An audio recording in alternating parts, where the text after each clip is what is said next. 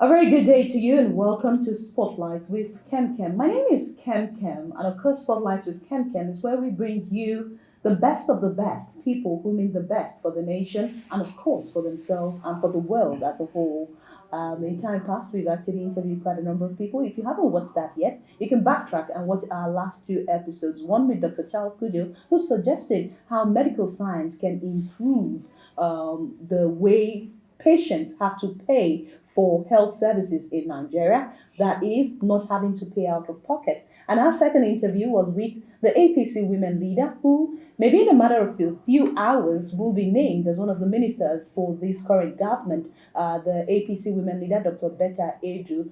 It was interesting speaking with her. But today, we'll be looking at the academics part of things because, of course, knowledge is power and education takes you from where you are to where you ought to be. Today, we'll be looking at someone from the academia who happens to be the president of the Congress of University Academics in person of Dr. Niyi Sunmonu, who, by the stroke of chance for speaking up for what he considered injustice, became a fighter for justice in the academia. And that said, he's also a product of University of Ife. I know the great Ife people will say that Ife and other universities, but then he's a product, has a BSc from the Obafemi Awolowo University and MSc from the Obafemi Awolowo University, but a PhD from the Hokkaido University in Japan. And of course, by that, he speaks Japanese. Beyond being the president of CONUA, he's also a senior lecturer of atmospheric physics in the same university, OAU Ile-Ife. A very good day to you, Dr. Niyi Sunmonu. Yeah, good day. Thank you for having me here. It's always a pleasure being before you.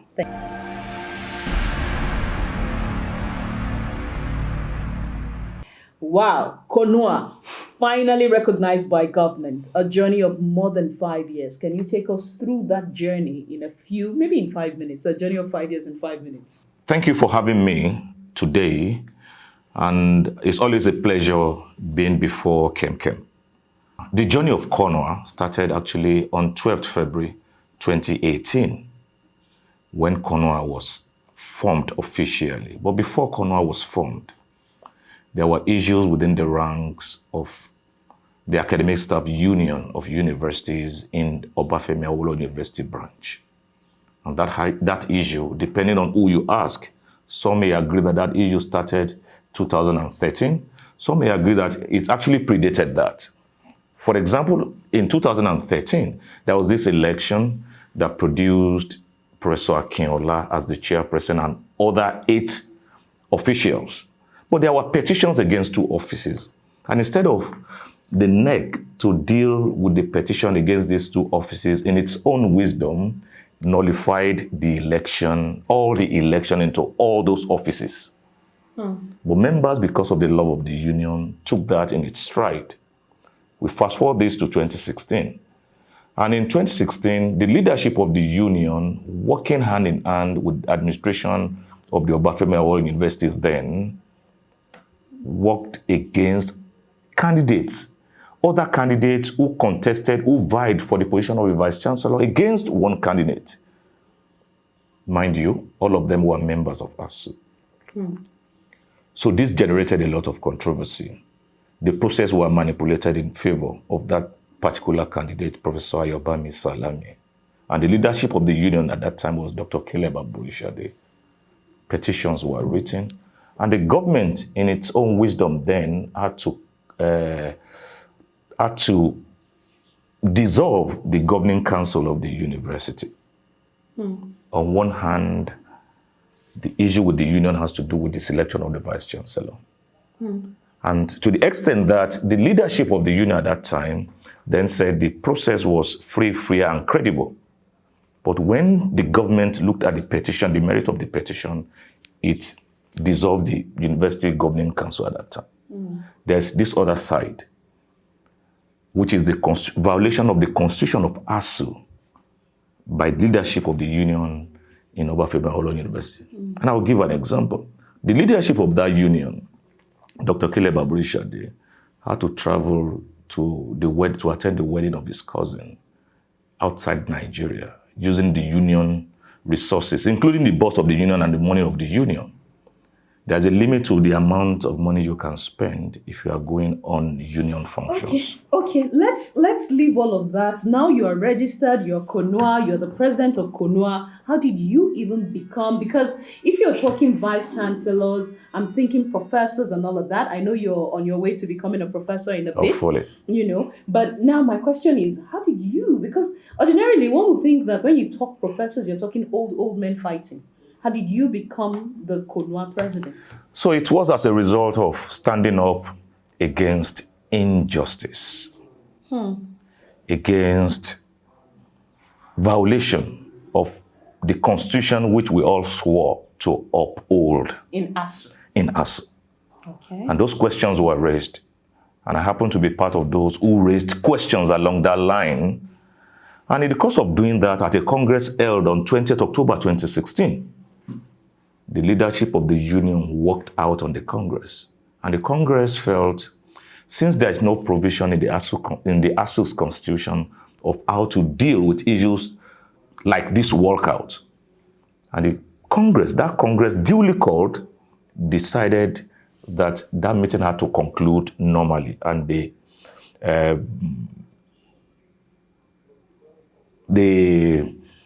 they put up a 3-man or 3-person caretaker committee. And the 3 persons are Dr. Henry Orikpeloye, Dr. Monica Orishadare, and my humble self. And it's from there that I became the convener of that committee. Okay, so at the time you stood up, was your goal, at the time you stood up to defend what you perceived as injustice, was your goal to eventually become president of a parallel body? I actually see myself as an accidental leader. Accidental public servants like Malam El-Rufai. I see myself as an accidental leader. Actually, I picked that up from that book by Malam Nasser El-Rufai because I bought that book and I read that book. Because I've never been anything, I've never held any position in ASUU.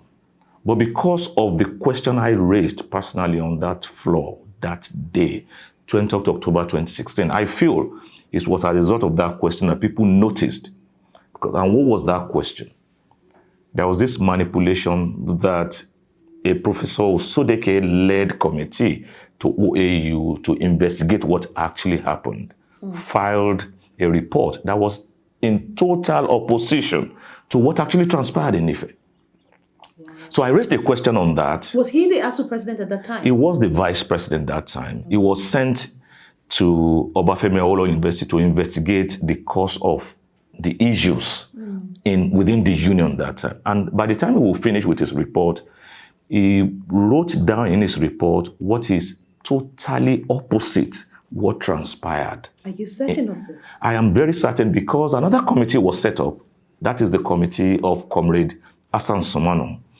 And it's comprised of past of trustees. No, Comrade ASUU Sunmonu, I would say I'm fortunate to actually know him, but we are not biologically related in any way. Wow. Okay. So that committee, the report of that committee was against the report of Osodeke's committee, which actually proved, because all the allegations we had against the leadership of that union was agreed. I mean, Comrade ASUU Sunmonu's committee agreed with us. That is the caretaker committee that eventually metamorphosed into the CONUA, agreed with us with respect to its findings. The only thing the committee had against us was that we set up a caretaker committee. And that caretaker committee, according to them, was in violation of the constitutional provision. So you were out in the cold, and then you came up with the CONUA, and eventually, I think you guys have been about 5 years in the struggle? Or how? Yeah, we didn't just come out in the cold. Come out in the cold like that.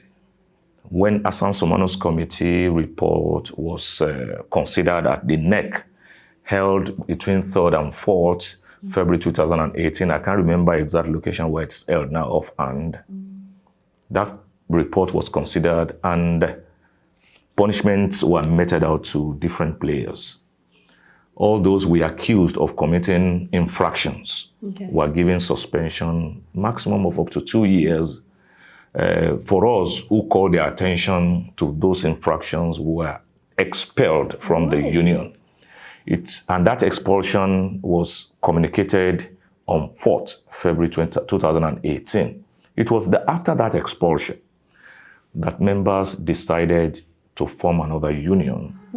And that union was formed, as I said at the onset, on 12th February 2018. And what we did immediately was to apply to the Federal Ministry of Labor and Employment for recognition, for recognition as an academic trade union.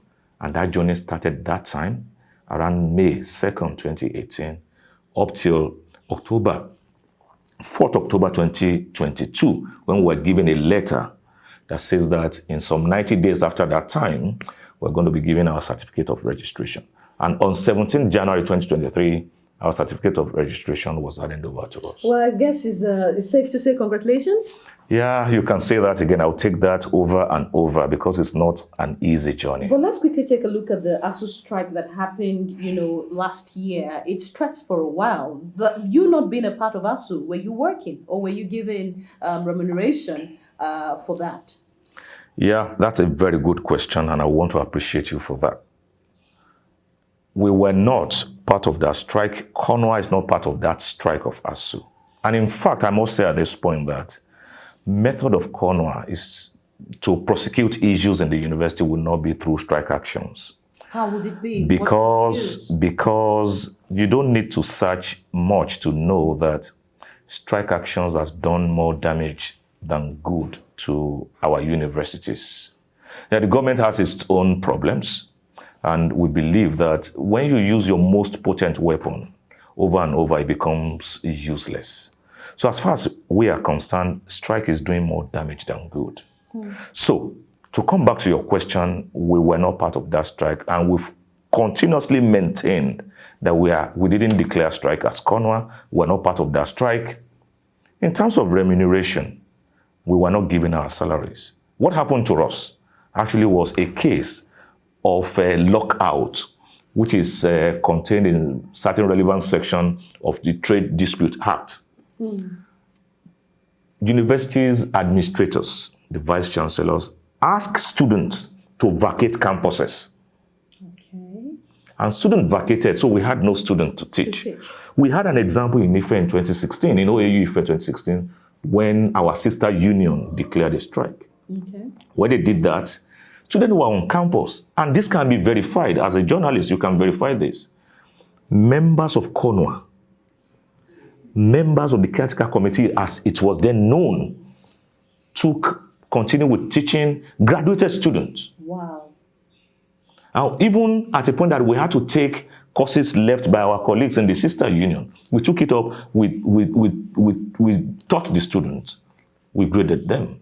So we've never believed that in the use of strike action, our universities have suffered negatively, have suffered more from strike action. As a matter of fact, students who used to come from other African countries barely come to Nigeria anymore to study in the universities because of strike actions and all of that. That's part of the reasons why we don't have foreign students. It's not nailed down to lack of funding alone.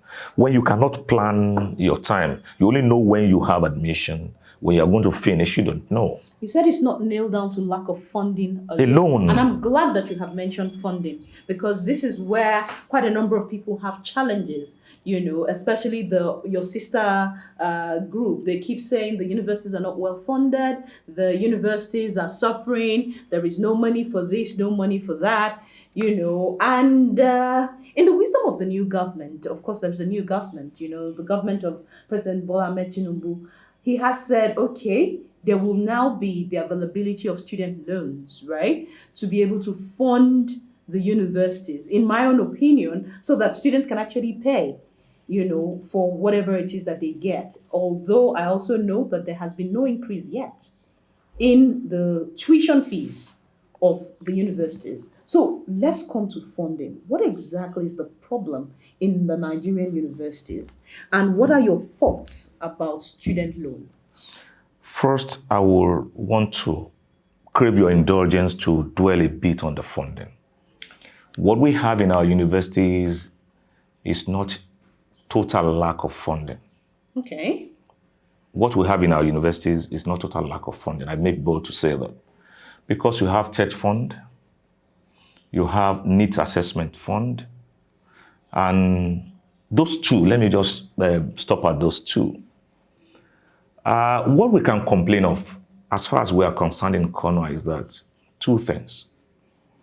The insufficiency of the fund, and in some cases, misapplication of the little that we have. Okay. So funding in the university, in terms of misapplication, I read in the news about a couple of days back by TED Fund that some colleagues sent overseas for education through TED Fund didn't return. That is an allegation by TED Fund. Okay. When you have that, you are disappointed that with the little funding that we have, this kind of optics will not encourage government to want to put more.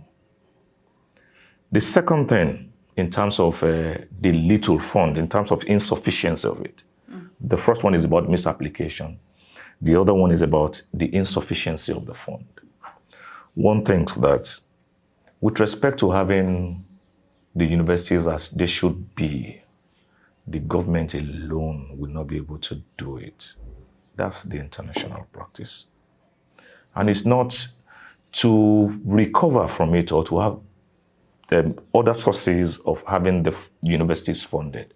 It's not solely about students paying tuition or paying school fees, as the case may be. Okay. The international best practices have multifaceted ways, multivarious ways of funding university. For example, which is not solely from government. It's not solely by government. University I attended in Japan had certain percentage coming from the government, other percentages coming from tuition. They charge tuition there.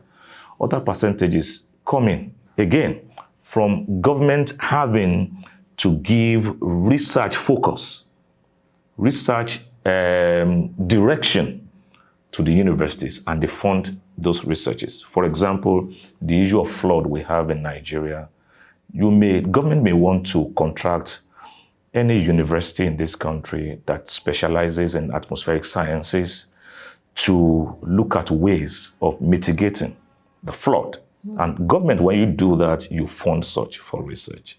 The other thing is about endowment. The other one is about companies operating within countries to have problems and approach your researchers and fund. So there are multivarious ways. I will come to that. I hope we can come to that. Okay. This is part of the ways CONUA is thinking, the way we need to go. If we rely solely on government to provide fund for tertiary education, we will not get anywhere. That is not happening anywhere in the world. I make bold to say that. Some of our friends used to say that in Germany, you don't pay school fees. That I just want to get into the terrain of tuition now. Yes, different countries have different ways of funding its ivory towers the way it best suits them. You look at people that are tuition-free, countries that are tuition-free, and I give an example of Germany. Germany is tuition-free. Students still pay some token, but it's not in the name of tuition. However, the citizens, the Germans, pay about 42% to 45% tax. Wow. The question is, are we ready for that in this country? On the other way of funding, there are some countries that will pay tuition. Some European countries, American universities will pay tuition. But they don't rely solely on those tuitions to actually fund their researches. There are other means in which universities are funded.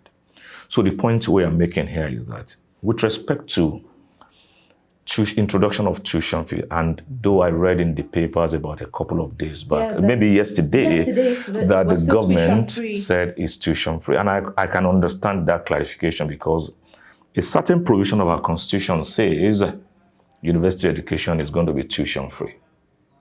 A certain aspect of our constitution, as we operate it today, Nigerian's constitution says it's going to be tuition free.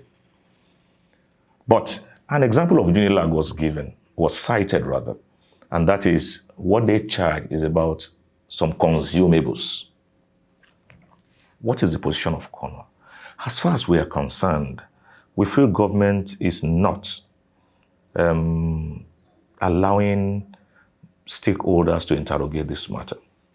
Okay. What we remember that all the stakeholders connected to tertiary education, in particular now university education in this country, the unions, the administrators, the parents, the students, the government, people in government themselves, and all other, the fourth realm of estate, the journalists.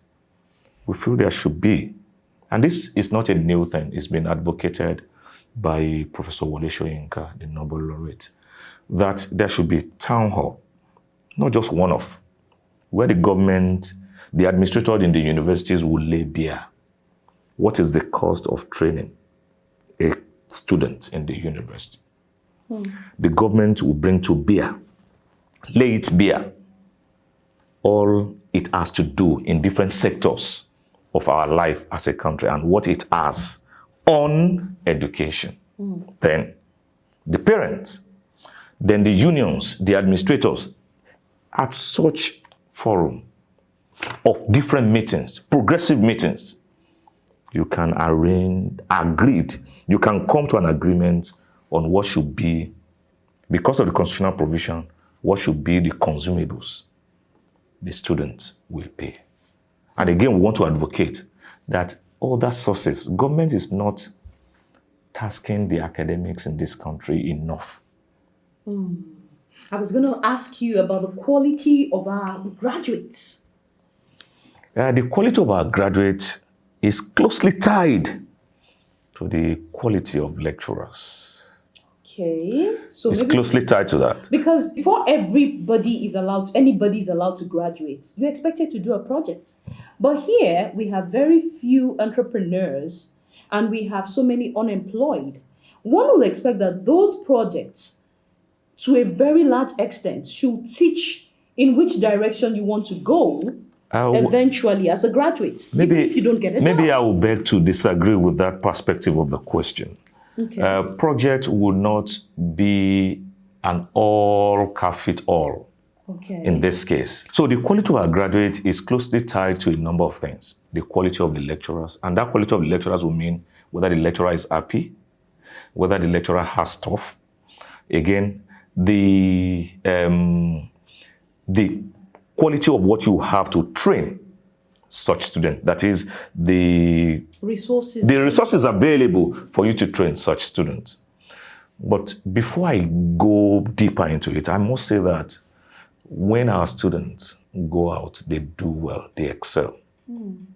And it shows something that even though we lack some resources to teach them, our students are still able, or Nigerian spirit, still able to tell them, once I get out of this country, I'm going to put in my best. Because of the resources available, then their best will actually catapult them into forefront. Yeah. So what we will rather say as the cause of the quality has to do with education policy.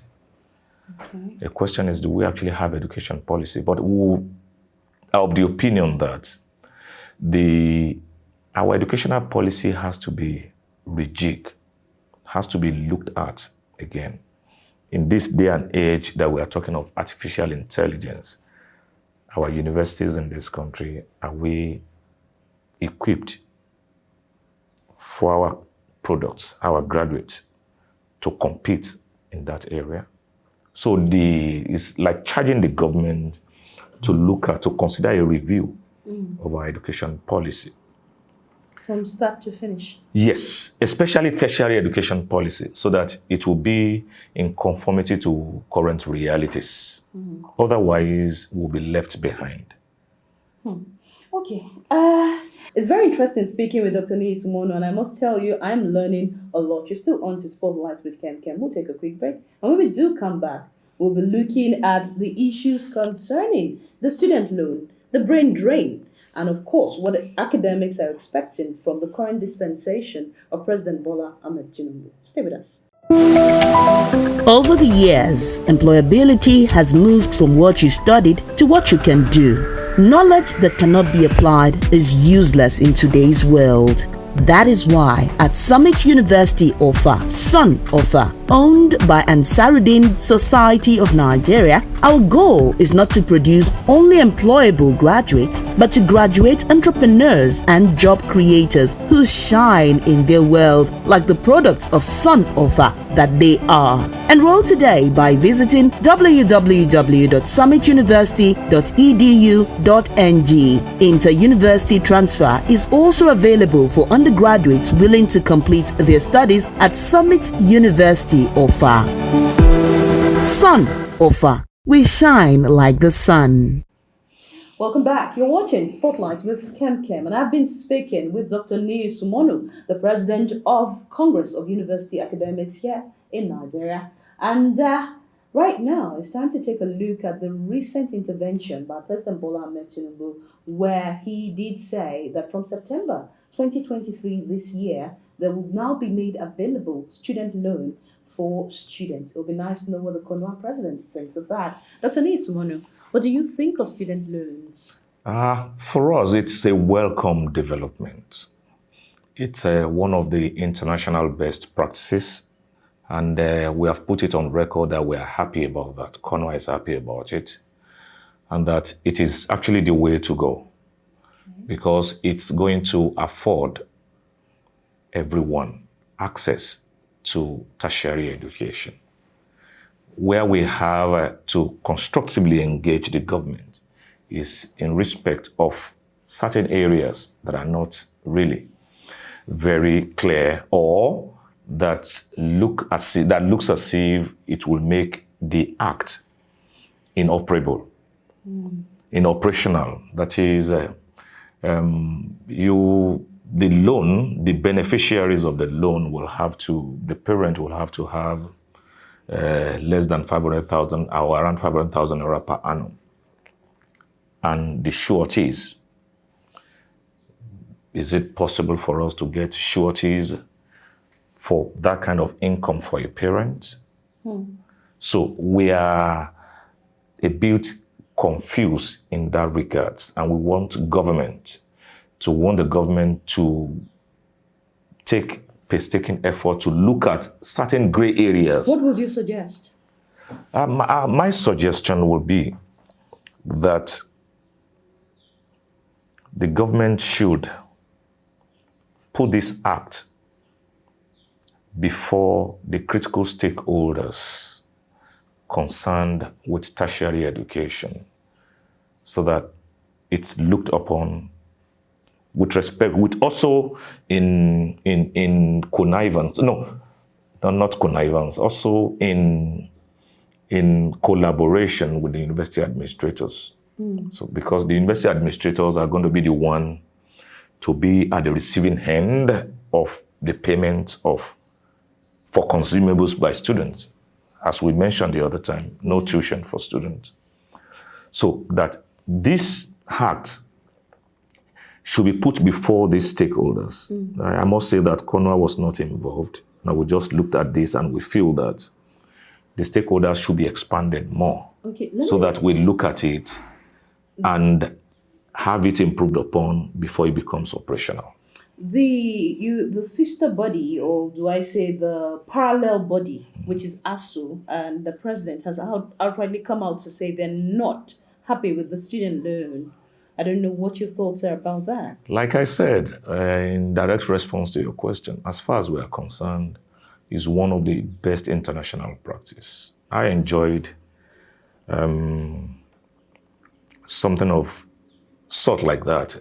Actually, my spouse in our sojourn outside the country. And if you ask anyone in any country where they are living, where universities are universities, is actually one of the ways to go, so that nobody is denied on account of lack of fund, is denied university education. It's not so much an innovation. It becomes an innovation in this country because we're not used to such. And it's not even the first time this country, I remember now, this country is doing that. It's happened before. The generation of people in their 70s, 80s now enjoyed student loan. I did hear about that. Enjoy student loan. Our only other fear is that this should be faithfully implemented. It shouldn't be allowed to go the way of the student loan that we know in this country before. Okay. It will make it mandatory. One of the benefits of the loan is that it will make it mandatory, almost compulsory for the government to create an enabling environment for job, because they will have to recoup their money. I'm forced to agree with So that's one of the reasons why we felt strongly that is one of the ways to go. Because that makes it mandatory. Without a job, if the government is not providing, I'm sorry for butting in, if the government is not providing a job directly, the government will be forced. And I want the government of the President Bola Ahmed Tinubu to, in addition to all the good things he has for this country, in the front burner, creating enabling environment for job creation. That is how things operate in other climes. Okay, we need to extend the spotlight with Kem a little bit, because this conversation is really, really packed, and I'm sure you would agree with me on that. In any case, let's look at the issue of brain drain. Recently, the University of Lagos did have a certain increase, to the payments that medical students will have to pay. The medical doctors, the laboratory scientists, and all of that, and as high as 190. And as low as about 100,000. The students before now were said to be paying about 19,000 or something less than 25,000. But in recent times, it was jacked up, even though the tuition was not increased. Yet, what we usually have is that when the students are done with what they're doing, they seek greener pastures, and then we keep producing, apparently, doctors for other countries. What are your thoughts on this, and what do we have to do to stem the tide of this brain drain, and of course, brain drain of other Nigerians from out of Nigeria? Thank you very much. The brain drain is something that makes your heart to bleed as a Nigerian. It's not peculiar to medical profession. Recently, the banks are complaining that their IT departments, people are living in droves. Absolutely. And also in lecturing, even job. Teaching, even primary school teaching. It's something that makes an average Nigerian, a Nigerian that loves the country, to make his or her heart bleed. But we can't force people not to migrate. Of course. That said, one of the ways by which Nigerians, fresh graduates, can be made to stay back or stem the tide of brain drain, one of the advantages of the student loan. That's one of the advantages. Okay. There's no way that your country, and that happened to the generation I referred to the other time. They got jobs, even though they had their higher degrees outside the country, they got jobs there. They had to leave that job. Why? Because Nigeria was there for them. It's actually difficult to forget a nation that is there for you. But let me say this. In time past, if you check the amount of money people get to pay for university education, for example, in recent times, it is totally what they call chicken change in comparison to what people pay for universities outside Nigeria. Even in Nigeria, the money you pay for your children's school fees is usually a whole lot less. Cheaper. It's even a whole lot more than what you pay for the university education. So that is the country being there for you without necessarily making noise about the fact that it has been there for you. And actually, we don't know that the country has been there for us. Okay. In that particular example that you gave, we don't know that the country has been there for us. But with respect to policies of the government, deliberate policies of the government, it becomes registered in the mind of an average Nigerian that the government has been there. let's take the issue of the removal of fuel subsidy. Nigerians are now realizing that government has been there with respect to subsidizing the premium motor spirit that we consume, that you and I consume in our cars. So until you have deliberate policies by government, and this student loan is one of it, and one of the benefits, I don't want to be distracted by that. So the second thing to stem that tide is that enabling environment in terms of provision of the tools, the resources needed to work, the government should provide that by its deliberate policies. You know, we are focusing on medical profession.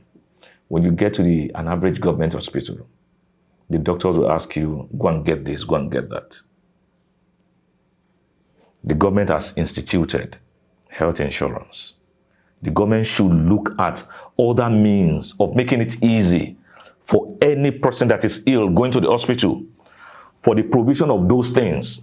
Incidentally, it's interesting you mentioned this because our first guest, Dr. Charles Kujo, on Spotlights with Kemkem, actually spoke at length about how governments can make healthcare available to people without paying out of pocket. Yes. He went as far as saying that we could have a national health bank where money like as little as 50 naira is deducted from your airtime every day. And so when you go into the hospital, you can just go in there and then show your health card, and then you don't have to pay out of pocket. Yes. There's money waiting for you already. So it's just instructive okay. that you mentioned this. Thank you so much, ma'am. Yeah. So that when you have such deliberate policies of government, it will, one, provide for medical persons access to tools, to resources to carry out their job. We're talking about brain drain, stemming brain drain. And once they have the tools to do their job, they're happy doing it. You can only think globally. You still have no choice than to act locally. Diseases here are different from diseases over there. And then we will if they are trained here, they are better at applying those training to here than over there. They still have to give them another level of trainings, then examination, conversion, and stuff like that. It's to say that what you learned here may not be applicable there with respect to our people. So the point I'm making is, if government puts deliberate policies that will put on the table the resources needed by experts to work, the brain drain will be stemmed. Automatically. Then the third one, which is an overarching thing, is the fact that government needs to work assiduously on the security situation in the country. Improvement of the security situation, so that you have no fear when you go out in the course of your day-to-day activities. So generally, I would say creating an enabling environment generally for people, including improvement in remuneration that will be indexed to inflation. CONUA has always advocated that, so that you don't have to sit at the round table all the time, every time with government, whenever there is increase in premium motor spirit and whatever you. No. Once it is indexed to inflation, then once inflation goes up, once you have inflation, your emolument goes with it. Once there is deflation, well, Nigerians must also be sincere enough that once you have it down, you take back what you have. Okay, we've been speaking with Dr. Niyi Sunmonu. I almost said Professor Niyi Sunmonu. I guess your professorship is coming soon. I am hoping for that. Okay, we've been speaking with Dr. Niyi Sunmonu with regards to the education system, CONUA, and of course, what it's looking like. Maybe second to the last question now will be with regards to this is a new dispensation. This is a new government. You're the president of CONUA, which is the Congress of University Academics. And so I am sure that you can speak on their behalf. What are the academics expecting from this current dispensation?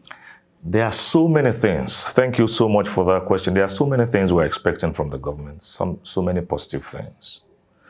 But because of lack of time, first thing is we want the government of President Bola Ahmed Tinubu to operate an open door policy with all the unions on campus in our universities. All the unions without exception.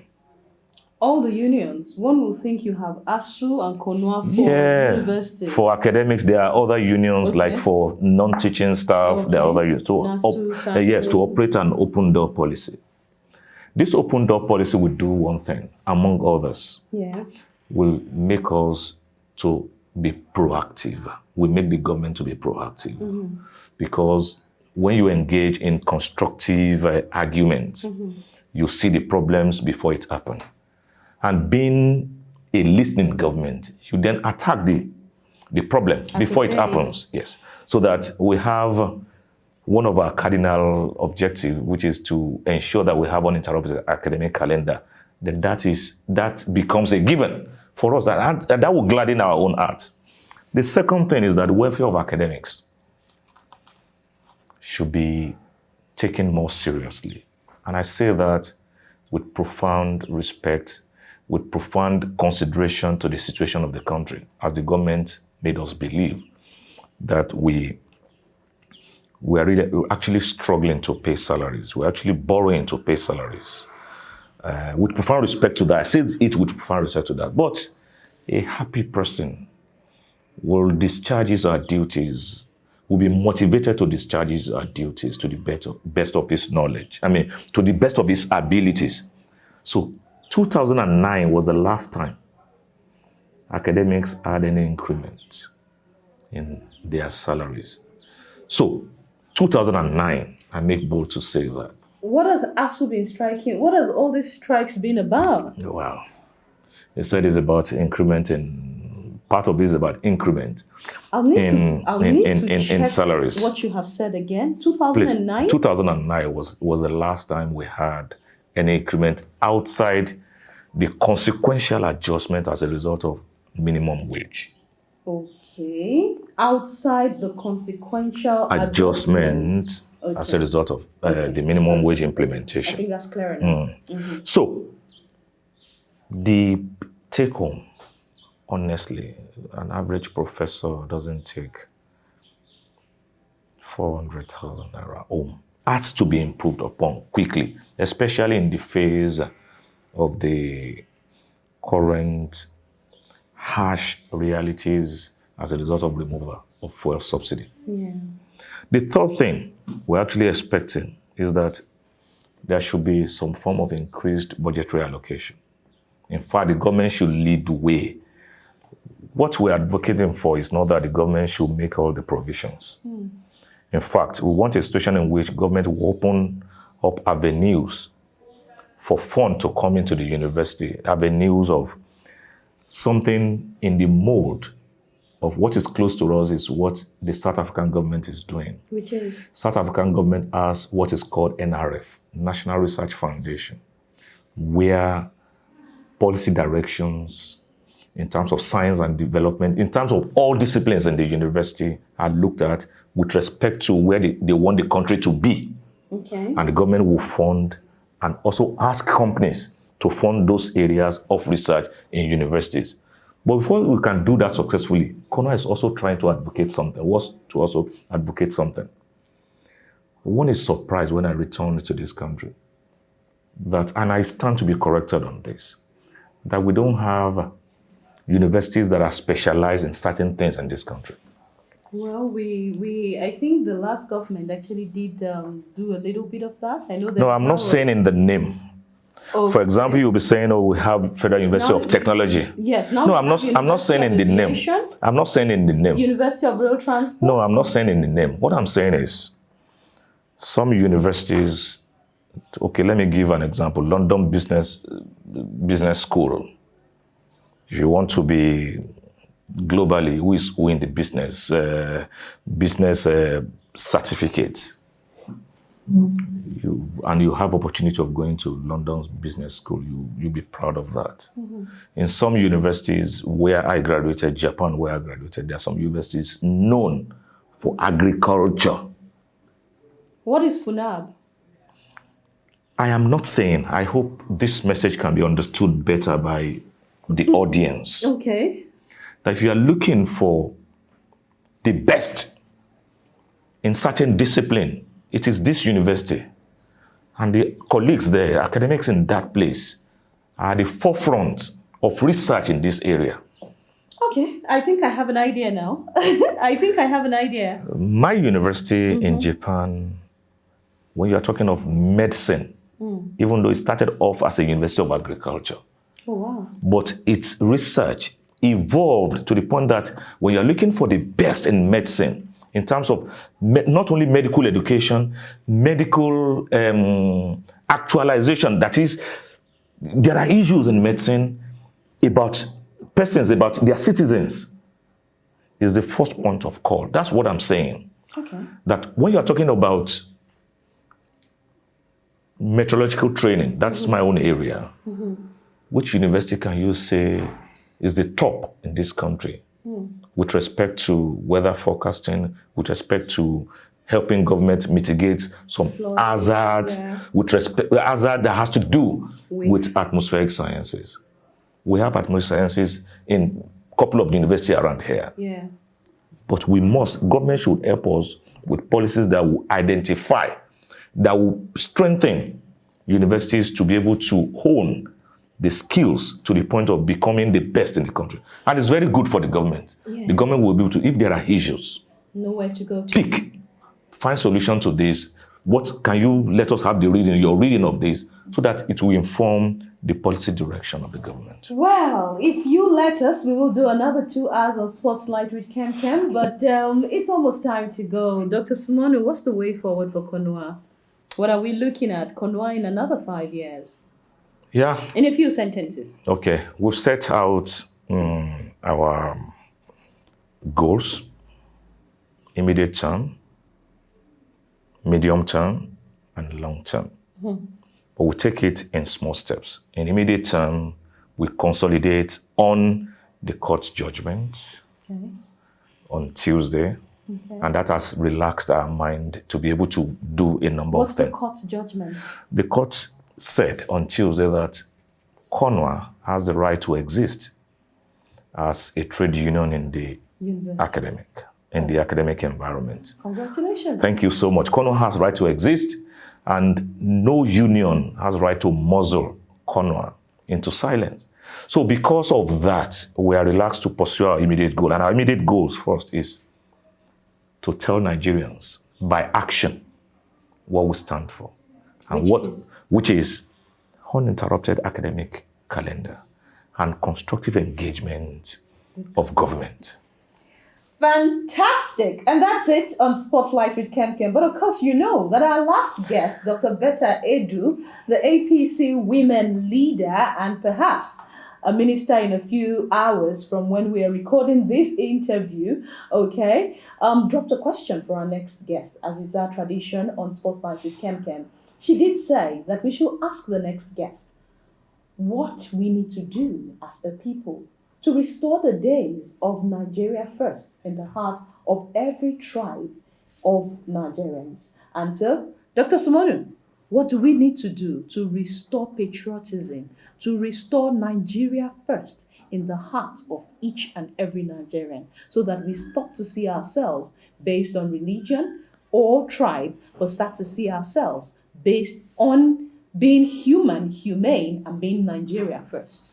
I will say it's easier done by the leadership, because it percolates easily down. The leadership is from the followers. I know. Top-down approach in this kind of situation is you will get results faster. Top-down approach. And what do I mean by top-down approach in this case? The president, Bola Ahmed Tinubu, had issues before his election with respect to the Muslim ticket. And he did well at handling the issue by saying it's about competence. It's about people that would deliver for him. I will want to urge that coming from that, he should continue to insist in action, that people that are competent, that people that are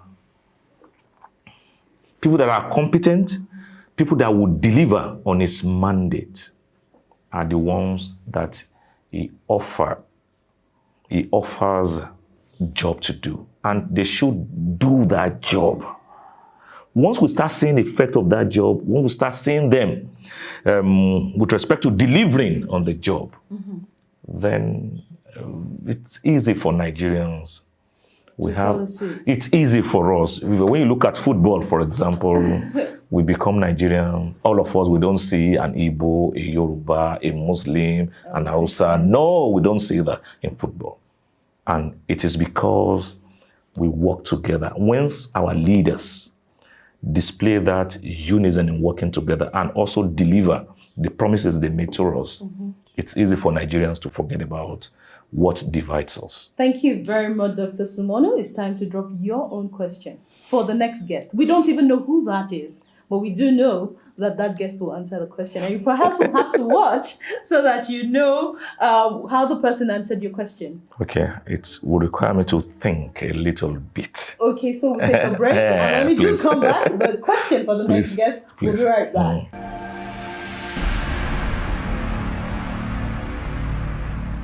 Welcome back. You're watching Spotlight with Kem, and we have been speaking with Dr. Niyi Sunmonu, who is a senior lecturer of atmospheric physics in Obafemi Awolowo University, Ile-Ife. Besides that, he is also the president of the Congress of University Academics. Doctor, what is your question for the next guest? It's actually, thank you so much. It borders on women. Oh, really? Yeah. I want to put it that what can women do to earn their place with respect to governance in this country? That question came from one of the hardcore beliefs that I have, that women are good managers of resources because naturally they multitask. And multiply. Once women are able to understand and appreciate what needs to be done to occupy their place, then this country has a hope. So I'm putting it out there that what would women need to do to live up to what they are to their natural turf. That's $1 million question, but our next guest will attempt to actually answer it. And that's our package today on Spotlight with Kem. It's been a great pleasure speaking with you, Dr. Niyi Sunmonu. I must appreciate you, and it's indeed an exhilarating time with you. Thank you so much. Interestingly, we've had a couple of interviews in the past, but this is the first time we're having a physical interview. It's always interesting speaking with Dr. Niyi Sunmonu, especially because, he has some of the greatest ideas to move the country forward without necessarily having to create clashes, between those who matter and those who need to matter. And that, by that, I mean the government and, of course, the students. Thank you so much, everyone, for watching. I will catch you again soon. Have a great day.